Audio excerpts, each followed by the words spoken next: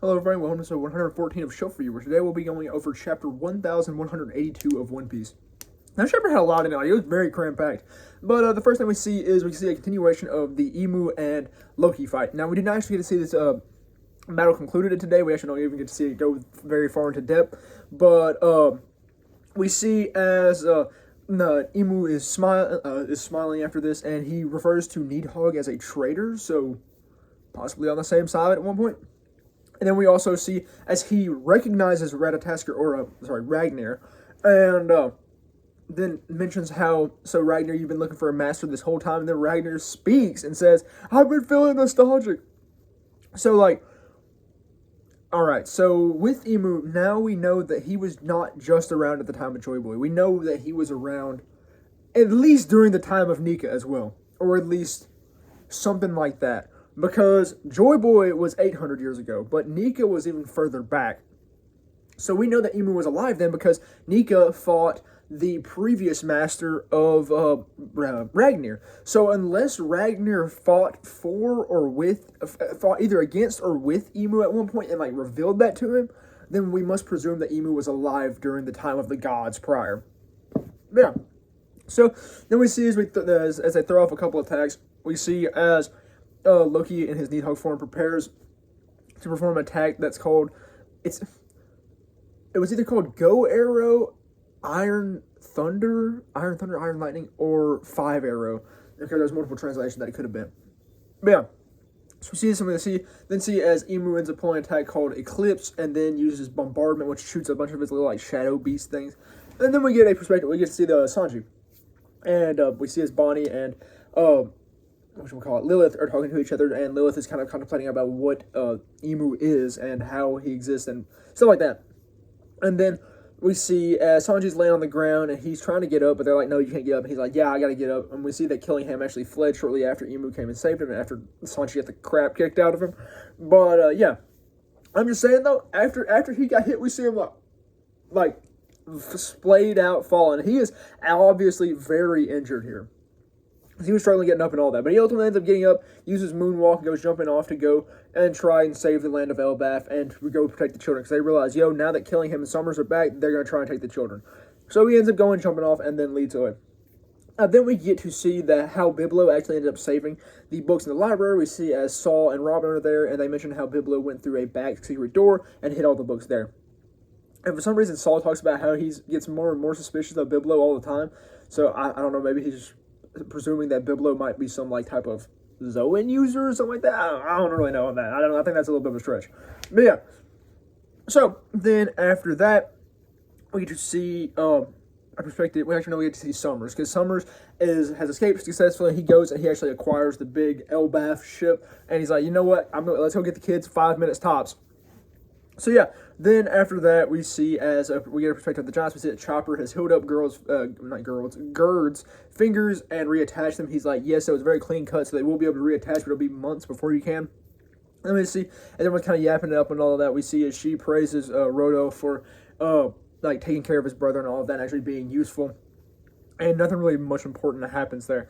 Then we get a perspective of Zoro and Goldberg. Now, we see that Zoro, he's in pretty good condition, guys. He is no longer the citizen of hell. He is still king of hell. Because, guys, I'm just saying, cyborg robot bum, man, Sanji was laid out like a dadgum starfish, bleeding everywhere, and then I can't get up. And then Zoro is just chilling. He's just sitting there he's like, yo, Goldberg, you mind if I get your assistance, bro? Because honestly, I couldn't run that far and quick enough. So he's just chilling up there on Goldberg's shoulder, just talking it up, and you can't even see a single big gash on him, bro. It's just a little scuffed up, and he's chilling.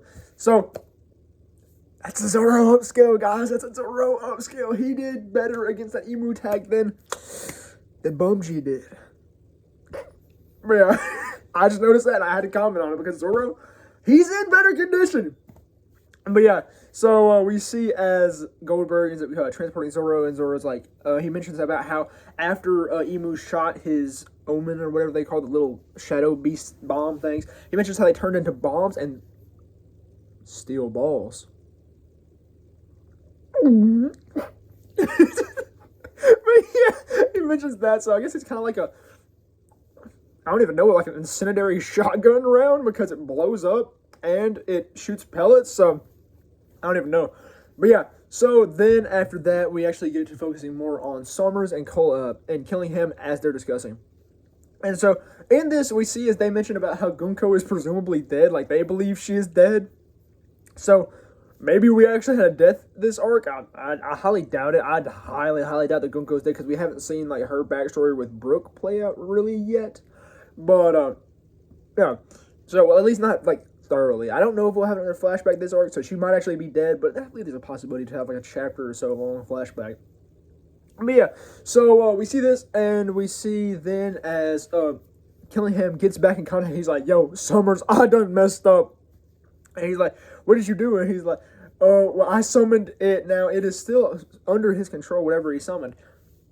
And then we see as he gets to talking. Oh, excuse me. We see as he gets to talking, and they get to yapping up, and he's like, "Yeah, well, he's actually speaking to the people of Elbaf because he comes running in. And one of the kids gets grabbed by like this, like a translucent hand thing." And he's like, "Yeah, on the Holy Land where we're higher than the clouds, everyone fears rain because it's terrifying to see water fall from the sky when you're not used to it." And so then he goes and mentioning in how, yes, he is the, and they mentioned how, something, he says the D Nika clan, like the D, Nika clan.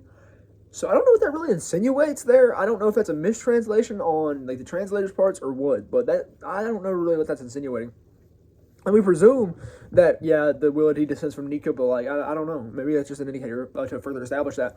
But, yeah, so we see he's talking about this, and he's like, yeah, everyone on the Holy Land fears rain, but it's kind of used to the people are kind of used to it on the ground because waters fall from the sky caused by the rain god. Now, this is very important because the title of this chapter was Zaza. And we see then as because of Killingham's fear of rain, he has summoned the One Piece rain god, Zaza, to Elbaf to capture children. He has summoned an eldritch beast to capture... I mean, it's not an eldritch beast, it's just like I think he refers to it as him, actually, but it really appears to be a woman. I don't know. But yeah, it's this big, like, liquid form entity, like a big liquid Susanoo or something like that. And it has been yoinking up the children. And then we see as a kind of last panel of Zoro and Sanji being like, "Yo, we gotta lock in," and them obviously getting a little angry at each other as they always do. But yeah, that was unexpected. I was not expecting Bro to use his devil fruit power to summon a god, but I mean, look where you're at. But yeah, that was all there really was for chapter 1182 of One Piece. Now I believe there's actually going to be another 2-week break. But it'll be fine. I want Oda to stay healthy because Oda needs to be healthy so he can actually finish this John up. But yeah, so I'm really excited to see what comes in 2 weeks because like I don't know what they're gonna do with the rain god that they just summoned out of nowhere. Like that was unexpected. It wasn't even like foreshadowed towards. It was just like, yeah, I'm scared of rain, so you know what? I'm summoning my fear. And that, I mean, that was really smart of Killingham. Like that's some high level battle IQ right there. I expect Killingham and Summers to be kind of goofs. But yeah, they really thought out their plan there, and Killingham summoned him, even though he was like, yeah, it might have been a bit of an accident. But yeah, like I said, that's all there really was for chapter 1182 of One Piece, and that's all I really have for episode 114 of Show Reviews. So thank you very much for watching.